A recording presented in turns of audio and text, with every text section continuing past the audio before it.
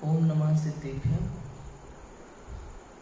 नमो अरिहन्ताणं नमो सिद्धाणं नमो आयर्याणं नमो उपध्यायाणं नमो लोई सव्यसाम्। मंगलं भगवान वीरो मंगलं गौतमो गणी मंगलं कुंद कुंदार्यो जैन धर्मोस्तु मंगलम। सर्वमंगल मांगल्यम सर्वकल्याणकारिकम प्रधानं सर्वधर्माणां जैनं जयतुशासनम्।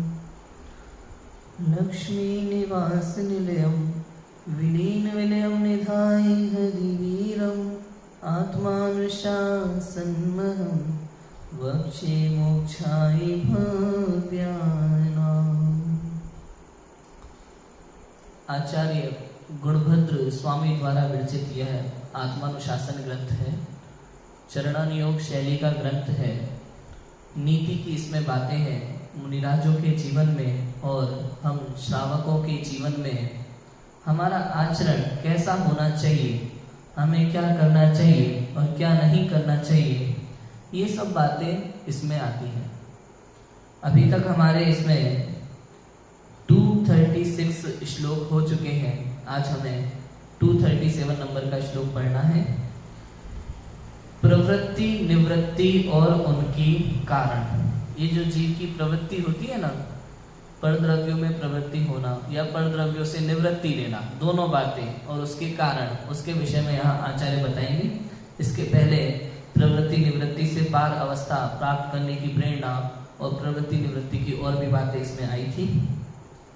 देखो, प्रवृत्ति और निवृत्ति का स्वरूप और उसका मूल कारण क्या है, ये बात इस आगामी छंद में आचार्य देव बताने वाले हैं। पढ़ते हैं। अनुष्टुप छंद है। राग द्वेषो प्रवृत्ति स्याम् निवृत्तिस्तन्निषेधनम् तौ च मायार्थ संबद्धौ तस्मात् ताश्च परित्यजेत्। राग द्वेष ही है प्रवृत्ति अरु है निवृत्ति है उनका त्याग। इनका है संबंध बाय द्रव्यों से इन्हें करो परित्याग। ये प्रवृत्ति और निवृत्ति दोनों का संबंध परद्रव्यों से है, परद्रव्यों से संबंध है। राग द्वेष रूप कार्य करना, राग द्वेष रूप परिणाम होना जीव के, उसी में लगे रहना, इसका नाम प्रवृत्ति है। और परद्रव्यों से राग द्वेष छोड़ देना, इसका नाम निवृत्ति है। कुल मिला के बात ये, मुझसे इसका कोई संबंध नहीं है। प्रवृत्ति और निवृत्ति दोनों से आत्मा का कोई संबंध नहीं है। ये परद्रव्य के निमित्त से होता है, इसका संबंध पर से है। संसार में प्रवृत्ति मतलब क्या समझते हैं? प्रवृत्ति माने गृहस्थ जीवन, कमाना खाना, इसका नाम प्रवृत्ति है। और जो कमाना छोड़ दे उसका नाम निवृत्ति है। ऐसा नहीं है, समझ आया? ऐसा नहीं है प्रवृत्ति और निवृत्ति का मतलब कि भैया अब हम कमाते नहीं है, अब हमने बच्चों को अपने अपने काम पे छोड़ दिया, अब हम निवृत्त हो गए। नहीं, ये जो मन के विकल्प चल रहे हैं ना, मन के विकल्प, इसका नाम प्रवृत्ति है। इसका नाम प्रवृत्ति है। आप भले कोई काम नहीं करते, आप भले दुकान नहीं जाते, जॉब पे नहीं जाते, कुछ आपने सब संन्यास ले लिया, रिटायर्ड हो गए, सब हो गया, लेकिन घर में बैठे बैठे इसको टोकना, उसको टोकना, ये क्या चल रहा है, ऐसा क्यों कर रहे हो, ऐसा नहीं ऐसा करो, ये जो चल रहा है ना, ये प्रवृत्ति है। इसका नाम प्रवृत्ति है। दुनिया भर के विकल्प जो मन में चल रहे हैं, ये प्रवृत्ति है। यही प्रवृत्ति है, ये विकल्प ही प्रवृत्ति है। कुछ करने की जरूरत नहीं है आपको, कि मन में विकल्प होना, इसी का नाम प्रवृत्ति है वास्तव में। राग द्वेष रूप विकल्प है। सब विकल्प क्या है? राग द्वेष का दूसरा नाम ही तो विकल्प है। और राग द्वेष से रहित अवस्था माने निर्विकल्प अवस्था। तो जहां विकल्प है वहां राग द्वेष है ही है, निश्चित रूप से है। और जहां राग द्वेष नहीं है वहां विकल्प भी नहीं। निर्विकल्प अवस्था ही है जहां राग द्वेष नहीं होते। अरहंत होगे, शुद्ध हो भी होगे ना, राग द्वेष नहीं है। अपने चतुर्थ गुण स्थान में हो, पंचम गुण स्थान में हो, हमारे सातवें छठवें गुण स्थान में झूलने वाले भावलिंगी संत हो, शुद्धोपयोग का जो काल है उस काल में ना तो प्रवृत्ति होती है और ना ही निवृत्ति होती है। उस काल में प्रवृत्ति और निवृत्ति से पार अवस्था होती है। समझ आया? कितना सिंपल है। तो हमें क्या करना चाहिए? इस श्लोक को पढ़ करके हमें क्या सिखाया जा रहा है कि भाई ये प्रवृत्ति का त्याग करो। सबसे पहला काम हमारा ये है, पहले प्रवृत्ति छोड़ो, फिर बाद में निवृत्ति छोड़ो, दोनों चीज छोड़ो। पहले क्या करना है? प्रवृत्ति छोड़ना है। ये जो विकल्प हो रहे हैं ना दुनिया भर के, इनका त्याग करना है। अब मुझे कोई फर्क नहीं पड़ेगा, जो हो रहा है होने दो। भाई घर में कोई काम करते हैं, हम घर में कोई काम करते हैं, कुछ गलत हो जाए तो क्या करें? टेंशन हो जाती है दुनिया भर की, हमको परेशान हो जाते हैं कि नहीं हो जाते? कोई काम गलत हो जाए तो परेशान हो जाते हैं। अब ये बताओ, परेशान होके अब क्या होगा? परेशान होने से क्या काम सही हो जाएगा? जो होना था वो हो चुका, और वही हुआ जो होना था। समझ आया? जो होना था वो हो चुका और वही हुआ जो होना था। प्रकृति में, इस संसार में ऐसा कुछ भी नहीं होता जो नहीं होना था, वही होता है जो होना था। अनंत केवल ज्ञानियों के ज्ञान में झलक रहा है एक एक समय की पर अवस्था। तो ऐसा कुछ भी नहीं है जो नहीं होना था और हो गया। तो चिंता किस बात की, परेशानी किस बात की? कोई बात नहीं, हमें सहज रहना आना चाहिए। समस्या कैसी भी हो, परिस्थिति कैसी भी हो, हमें सहज रहना है। आकुल व्याकुल नहीं होना, परेशान नहीं होना, क्योंकि आकुलता दुख है और निराकुलता सुख है। और हमें सुख चाहिए। अगर दुखों से छूटना है ना तो आकुलता छोड़ दो। किसी भी चीज की आकुलता मत करो। कोई बीमार है तो क्या करेंगे? घर में परिवार में कोई बीमार होता है तो परेशान हो जाते कि नहीं हो जाते? महिलाओं में विशेष होता है। भाई पति बीमार है, पति की तबीयत खराब है, उनको मना किया ये चीजें मत खाओ। भाई डायबिटीज है पति को, अगर उनको मना किया कि शक्कर मत खाओ और वो ना माने तो दिन भर मन में क्लेश चलता है कि नहीं चलता? आकुल व्याकुल, परेशान, बात नहीं मानते, तबीयत खराब है, ये वो दुनिया भर की बातें। अब ये बताओ इससे होगा क्या? तो क्या करना चाहिए? कुछ कहना बंद कर दें, कुछ करना बंद कर दें? कहो, कोई दिक्कत नहीं है। आप अपने पति से कहते हैं वो भी ठीक है, आप उनकी दवाई कराना चाहते हैं वो भी ठीक है, आप उनको करेले की सब्जी बना के खिलाना चाहते हैं वो भी ठीक है, वो सब चलेगा। लेकिन आकुल व्याकुल मत होना। बात यह है, अगर वो आपकी बात को नहीं मान रहे तो उसमें आकुल व्याकुल मत हो। दूसरा कुछ और सोचो, किसी भी समस्या का उपाय सोचो, परेशान मत हो उससे। कहना ये है। बात समझ में आ रही कि नहीं आ रही? आकुल व्याकुल मत होना, बस दुखी मत होना, टेंशन मत लेना। भाई जो होना है वही होगा, ये तो पक्का है। अगर आप कुछ करना चाहते हैं, आप जो कर रहे हैं उसमें सहजता होनी चाहिए। सहज रूप से आप अपनी कोशिश करें, सहज रूप से, लेकिन परेशान मत होना, दुखी मत होना, गुस्सा मत होना, चिल्लाना मत, ये सब मत करना। ये सब करते हो ये आपको स्वयं को भी दुखी करेगा और अन्य जनों को भी दुखी करेगा। ये हमारे व्यवहारिक जीवन की बातें हैं। अब देखो, ये नीति न्याय की बातें हैं हमारे जीवन में जो होना चाहिए और होना चाहिए वास्तव में। इसका मतलब ये नहीं है हर व्यक्ति ये सोचता है कि हम जो भी कर रहे हैं घर में, तो हम जो ये बात कह रहे हैं वो धार्मिक दृष्टि है। ये धार्मिक दृष्टि नहीं है, ये न्याय दृष्टि है, ये नीति की दृष्टि है। समझ आया? ये जो बात अपन कर रहे हैं धार्मिक दृष्टि की बात नहीं है, ये नीति की दृष्टि की बात है, न्याय की बात है। धार्मिक दृष्टि तो कौन सी होती है? धार्मिक दृष्टि होती है द्रव्य दृष्टि, जिसके विषय में अभी गुरुदेव बता रहे थे। कितना बढ़िया बताया गुरुदेव ने। पर्याय द्रव्य को छूती नहीं है, छूती नहीं है भैया। कितनी गजब की बात है। एक भजन लिखा था मैंने फर्स्ट ईयर में, ऐसा ही एक कलश सुना था प्रवचन में, समय सार का रात को कोटा में, तो आकर के मैंने एक भजन लिखा था, उसमें यही लाइनें डाली थी।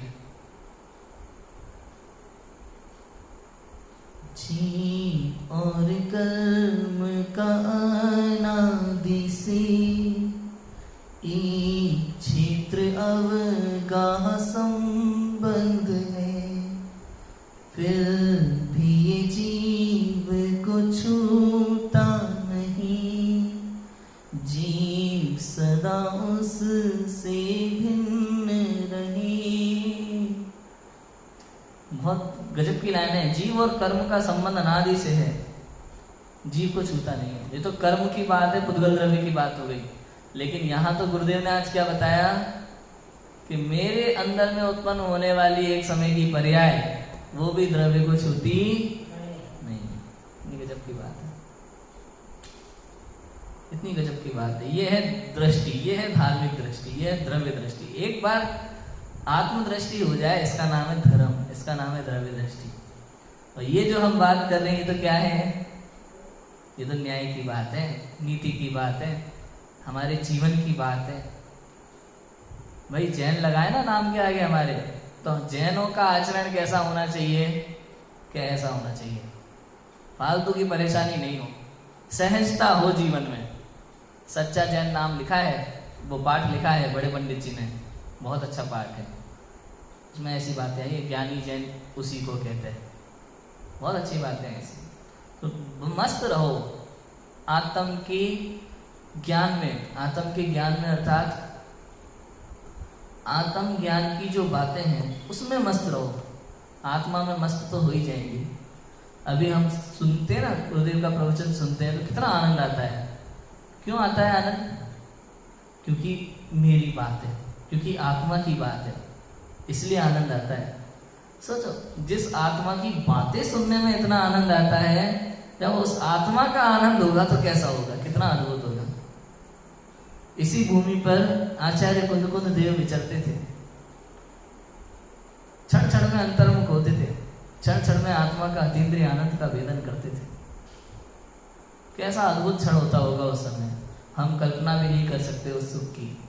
क्योंकि सिद्धों का सुख या निर्विकल्प अवस्था का सुख, अतीन्द्रिय आत्मा का आनंद, उसका सुख, और निगोदिया जीवों का दुख या संसारी जीवों का दुख, ये दोनों ही चीजें अकथनीय हैं, कल्पना से परे हैं। इनका कथन नहीं किया जा सकता। सिद्धों के सुख का और संसारियों के दुख का, दोनों का ही कथन करना संभव नहीं है, पॉसिबल नहीं है। ऐसा है, सत्य तो ये है। देखो, राग द्वेष होना ही प्रवृत्ति है और इनका निषेध ही निवृत्ति है। ये दोनों बाह्य पदार्थों के संबंध से है, इसलिए धन धान्य आदि बाह्य पदार्थों का त्याग करना चाहिए। भाई करना चाहिए त्याग। अच्छा, कब करना चाहिए? जब मुनिराज बनेंगे तब करेंगे। हाँ, तभी करेंगे, और क्या? अभी तो क्या, अभी तो हम लोग गृहस्थ हैं। गृहस्थ जीवन में तो धन धान्य आदि बहुत जरूरी है कि नहीं? ऐसा नहीं। यहां इतना कहते हैं भाई, जितना हो सके उतना तो त्याग करो, जितना हो सके उतना तो करो। भाई आपको जरूरत है 10 जोड़ी कपड़े की, आपने अलमारियां भर रखी है घर में, तो कहते हैं बहु आरंभ बहु परिग्रह का फल क्या है? नरक गति। बाल बोध में लिखा है, बाल बोध में परिभाषा है ये तो। नरक गति का कारण क्या है कि बहु आरंभ बहु परिग्रह के फल में जीव नरक में जाता है, निश्चित है। इसलिए जितना हो सके परिग्रह का त्याग करना चाहिए, जितना हो सके त्याग करना चाहिए। घर में चीजें गिनती की रख लो। अपने परिवार में देखो, सब लोग सदस्य हैं, सबकी अपनी अपनी अलग अलग सोच है, अपनी अपनी अलग अलग विशेषता है। हम अपना कर सकते हैं, भाई मुझे कितनी चीज की आवश्यकता है, बाकी चीजों का त्याग कर लो। फ्री की पुण्य की कमाई होती है, फ्री के पापों से बचते हैं। हमें पुण्य नहीं कमाना है, लेकिन हमें पाप का त्याग तो करना है, कर्मों से तो बचना है ना। जितना हो सके इन प्रवृत्ति से बचना है कि नहीं बचना, राग द्वेष रूपी प्रवृत्ति का हमें त्याग करना चाहिए। लिखा है, धन धान्य आदि बाह्य पदार्थों का त्याग करना चाहिए, निश्चित रूप से करना चाहिए। भाई भोजन में कितनी चीजें बने हैं, रोज बनाओ भर भर के दम से, आवश्यकता नहीं है। शुद्ध भोजन होना चाहिए, प्राशुद्ध भोजन होना चाहिए। दाल रोटी सब्जी बन जाए काफी है। अब आप बनाओ 10 तरह की मिठाइयाँ, नमकीन, ये चाहिए वो चाहिए वो चाहिए वो चाहिए। इससे एक तो जीव की लोलुपता बढ़ती है, इंद्रिय विषयों के प्रति रस बढ़ता है। और अगर आपका इंद्रिय विषयों के प्रति रस बढ़ेगा तो निश्चित रूप से मोक्ष मार्ग घटेगा, मोक्ष मार्ग की तरफ नहीं बढ़ पाओगे। क्योंकि दो ही मार्ग है भैया, या तो संसार मार्ग है या मोक्ष मार्ग है, या तो विषय सुख है या फिर मोक्ष सुख है। आपको क्या चाहिए? यदि आपको विषयों में आनंद आता है ना, तो मतलब आपको मोक्ष की बातों में आनंद आने वाला नहीं, आपको इधर आनंद नहीं आता। मतलब स्वाध्याय सुनते हुए, पढ़ते हुए, समझते हुए, सीखते हुए यदि हम विषयों में आनंद मानते हैं, यदि हमें उधर आनंद आता है, यदि हमारी प्रवृत्ति उस तरफ ज्यादा है, तो समझ लो इस तरफ हम खाली बैठ के सुन रहे हैं और कुछ नहीं कर रहे, जीवन में नहीं आ रहा है। भाई स्वाध्याय तो उसे कहते हैं कि किसी व्यक्ति ने आज पहली बार सुना कि भैया जमी कंद में अनंत जीव होते हैं, इसका त्याग करना चाहिए, और वो यहां से उठ के गया और मंदिर में जाके उसने त्याग कर दिया। इसको कहते हैं स्वाध्याय। बराबर है? क्लियर? ये ऐसा नहीं भाई सुन के चले गए। जो भी बातें आई ये तो उदाहरण है, जितनी बातें हैं उतनी समझ लेना चाहिए हमें। स्वाध्याय है क्या? ऐसा नहीं भाई सुना तो सुन के चले गए, नहीं, जितना हमसे हो सकता है उतना जीवन में उतारो। लोग पूछते भी पापों से कितना बचना चाहिए हमें? सिंपल, जितना हो सके उतना बचना चाहिए। अधिक से अधिक जितना आप बच सको उतना बचो। प्रवृत्ति जितना बच सको उतना बचो इन प्रवृत्तियों से। एक वाक्य मैंने सुना था कहीं, किसी फिल्म में सुना था एक्चुअली, एक वाक्य, बहुत अच्छा वाक्य है, मैंने उसको नोट किया उस वाक्य को कि मेरा मकसद मेहनत से बचना नहीं, मेरी मेहनत फालतू के मकसदों से बचना है। फिर से कहूं, मेरा मकसद मेहनत से बचना नहीं, मेरी मेहनत फालतू के मकसदों से बचना है। मकसद मतलब क्या होता है? उद्देश्य, उद्देश्य, प्रयोजन, ठीक है ना? तो कहना क्या चाह रहे हैं वहां पे, हम लोग कितने कितने काम करते हैं, ये करना वो करना, भाई डॉक्टर बने, इंजीनियर बने, इसकी पढ़ाई करें, उसकी पढ़ाई करें, दुनिया भर के कंपटीशन एग्जाम निकालें, डांस भी करेंगे, नृत्य भी करेंगे, गाएंगे भी, ये भी करेंगे, वो भी करेंगे, कितनी प्रवृत्तियां करते हैं हम। और कोई नहीं करना चाहे ये सब तो अरे यार तुम तो कुछ करना ही नहीं चाहते, आलसी हो, मेहनत करने से डर लगता है। मेहनत नहीं कर, मेहनत से डर नहीं लग रहा हमें फालतू की चीजों में उलझना नहीं है। बात समझ में आई कि नहीं आई? इन सबसे क्या आनंद मिलेगा बताओ? अनादिकाल से कर करके थक गए, नाच करके, गा करके, और बढ़िया एग्जाम में टॉप कर करके, और नौकरी पैसा कमा कमा कर थक गए अनादिकाल से। कितना किया, क्या नहीं बने बताओ? करोड़पति नहीं बने होंगे क्या? बहुत बड़े बिजनेसमैन नहीं बने होंगे, या बहुत बड़े सरकारी अफसर नहीं बने होंगे? पंच परावर्तन में क्या क्या नहीं बने आप? सब कर करके छोड़ दिया, अच्छे से अच्छे कर्म और बुरे से बुरे कर्म सब कर करके छोड़ दिए पंच परावर्तन में। अब क्या बाकी रह गया? इसलिए जब से मैंने शास्त्र पढ़े तब से कहीं मन ही नहीं लग रहा है, लगना ही नहीं चाहिए। संसार में मन लग रहा है तो क्या फायदा? संसार से तो डर लगना चाहिए। स्वाध्यायी जीव को, मुमुक्षु जीव को संसार में मन नहीं लगना चाहिए, संसार से डर लगना चाहिए। क्योंकि तीर्थंकरों को भी संसार से डर लगा था, तभी तो संसार का त्याग किया, तभी तो मोक्ष गए। तीर्थंकर के जीव भी संसार से डरते हैं, और सामान्य जीव संसार से नहीं डरता, तो महा आश्चर्य की बात है, महा आश्चर्य की बात है। ये तो तुम्हें संसार से भय नहीं लगता, इन अनंत दुखों से भय नहीं लगता। प्रत्यक्ष रूप में जीवों को अनंत दुख की वेदना सहते हुए देखते हैं। आप देखो यहाँ जो डॉग घूम रहे हैं, बंदर घूम रहे हैं, इनकी क्षुधा वेदना कितनी है आपको पता नहीं। कितने जीव डेली लाखों चींटियां यहाँ घूमती है गर्मी में, पता नहीं कितने पैरों के नीचे आती है। बहुत वेदना है इस संसार में, हमें पता नहीं है, सोचते नहीं है, समझते नहीं है, विचार नहीं करते, तो निर्णय भी नहीं होता। इसलिए विचार करना जरूरी है, हम विचार करना जरूरी है, बहुत जरूरी है। चिंतन करो, विचार करो, चिंता मत करना, चिंतन जरूर करना। लेकिन संसार में कैसी भी अच्छी से अच्छी, बुरी से बुरी घटना हो जाए, चिंता मत करना। लेकिन चिंतन जरूर करना, मैं कहाँ हूं, मैं क्या कर रहा हूं, मुझे क्या करना चाहिए, मैं जो कर रहा हूं वो सही है या नहीं। इन बातों का विचार तो करो, तभी तो निर्णय होगा, तभी तो पता चलेगा मैं कहाँ हूं, क्या कर रहा हूं और मुझे क्या करना चाहिए। बात समझ में आ रही, कितना क्लियर है। देखो, राग द्वेष होना ही प्रवृत्ति है और इनका निषेध ही निवृत्ति है। जितना उलझेंगे इन राग द्वेष की क्रियाओं में, ये सब प्रवृत्ति है, टोटल प्रवृत्ति है। संसार का कुछ भी करने के लिए, भाई कोई बहुत अच्छा पढ़ाई में टॉप कर रहा है, हम खुश हो जाते हैं, अरे वाह, क्या वाह, इसमें क्या बड़ी बात है।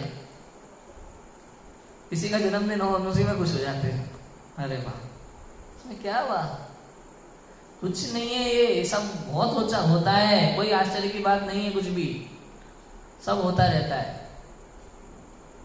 कोई अच्छा बड़ा अफसर बन जाए अपने यहाँ से आसपास से, तो हमें बड़ी खुशी हो जाती है, अपनी कम्युनिटी से बन जाए तो खुशी हो जाती है। कुछ नहीं है इन सब चीजों में, कितनी राग द्वेष रूप प्रवृत्ति है, तो फालतू भटक रहा है, फालतू उलझ रहा है इनमें, इससे कोई तेरा संबंध नहीं है, इससे जितना हो सके दूर हो जा। ये जो भी अच्छी चीजें है ना, ये सब मालूम है पुण्य की वजह से होती है, अपनी मेहनत से नहीं होती। क्योंकि आचार्य देव कहते हैं कि पुरुषार्थ मात्र आत्म कल्याण में लगता है, संसार के किसी कार्य में पुरुषार्थ लगता नहीं। जो कुछ भी संसार में घटनाएं हो रही है तेरे साथ, अच्छी बुरी, ये तेरे ही पूर्व कर्मों का फल है, निश्चित रूप से।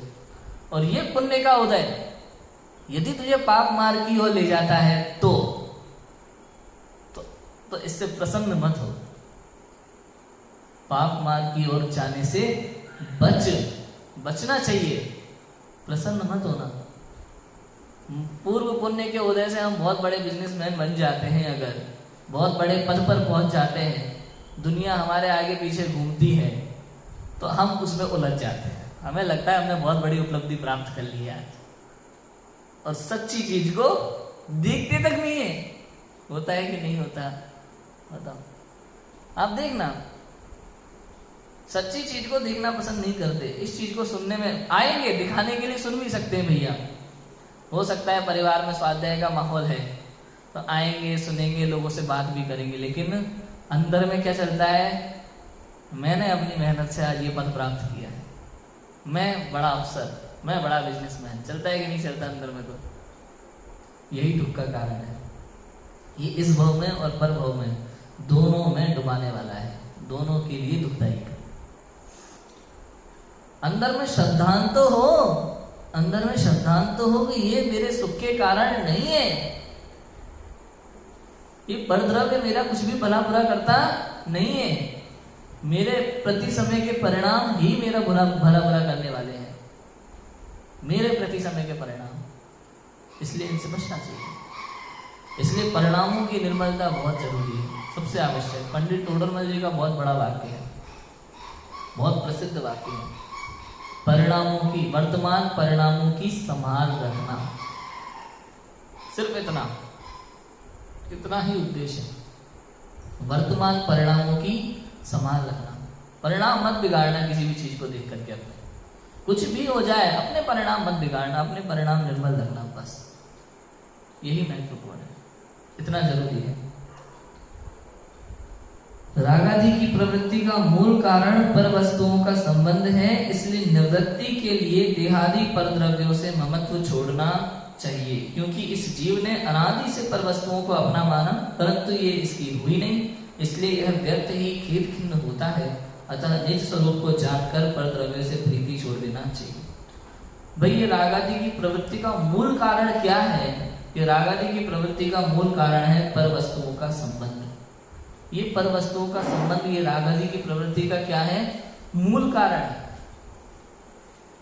आप समझ लो, ये घर में परिवार है, माता पिता है मेरे, स्त्री पुत्र मकान दुकान, ये पूरी जो स्थिति है ना, ये रागादि की प्रवृत्ति का मूल कारण है, मूल कारण है। आप समझना, अगर घर में माता पिता है, अच्छे हैं तो राग की प्रवृत्ति, बुरे हैं तो द्वेष की प्रवृत्ति। मित्रगण है, अच्छे हैं तो राग की प्रवृत्ति, बुरे हैं तो द्वेष की प्रवृत्ति।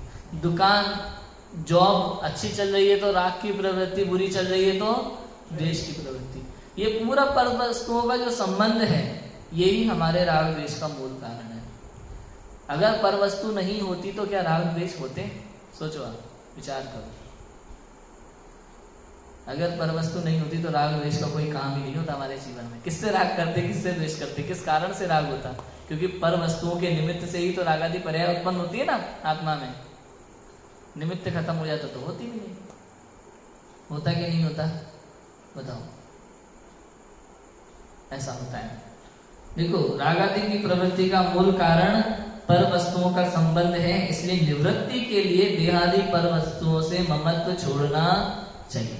निवृत्ति के लिए, यदि आपको निवृत्ति प्राप्त करनी है तो देहादि पर द्रव्यों से आपका संबंध छूटना जरूरी है। देहादि शरीर से छूट गया मतलब सबसे छूट गया।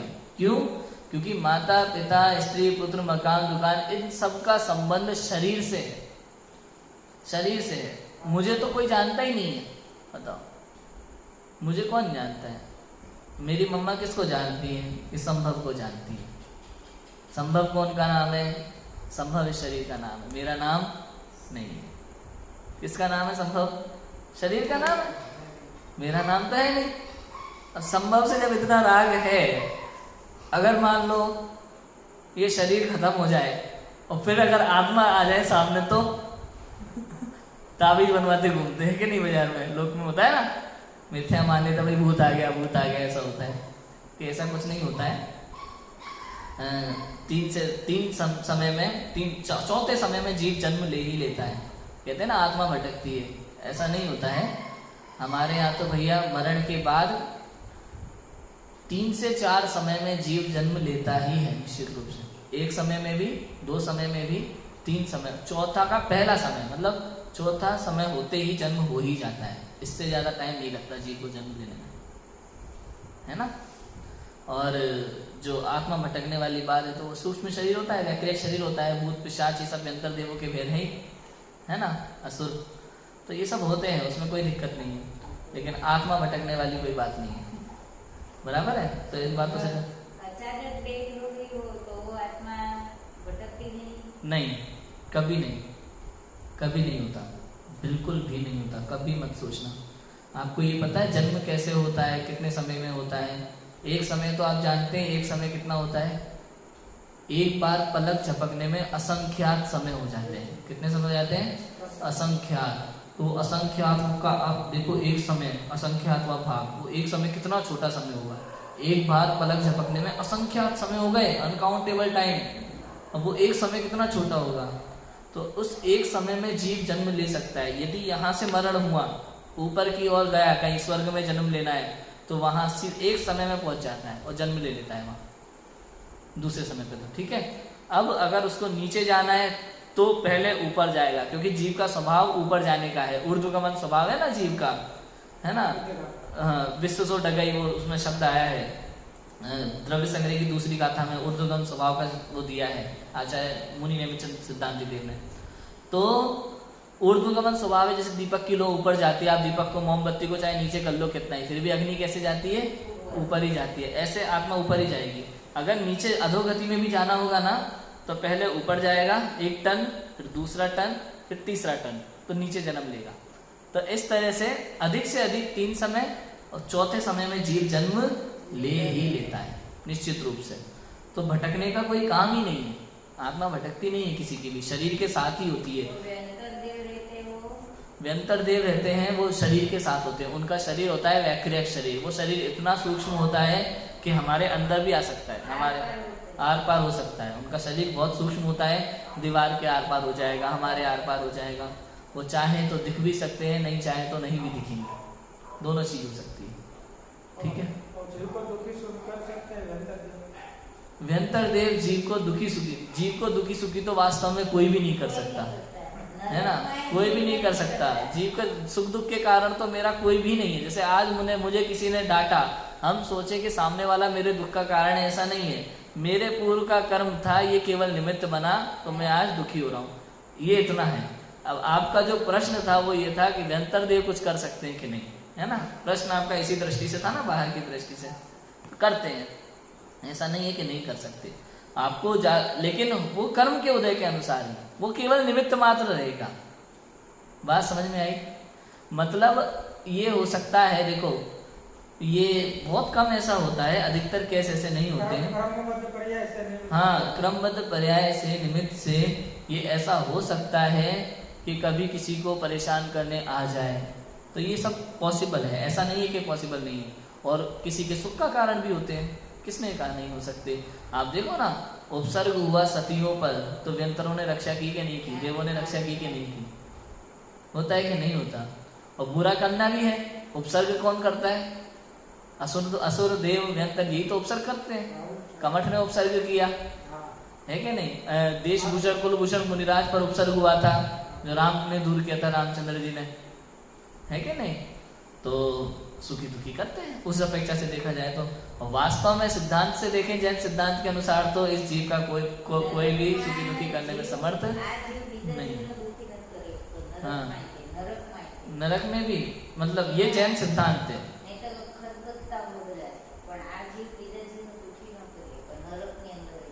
हाँ, देखो नरक में आपस में लड़ते रहेंगे, खूब लड़ते रहेंगे आपस में, लेकिन एक जीव दूसरे जीव के दुख का कारण नहीं है। उसके दुख का कारण कौन है? उसी के अपने कर्म, उसी के अपने परिणाम, वही तो दुख का कारण है उनका। हाँ, भावों का ही दोष है, भावों का ही दोष है।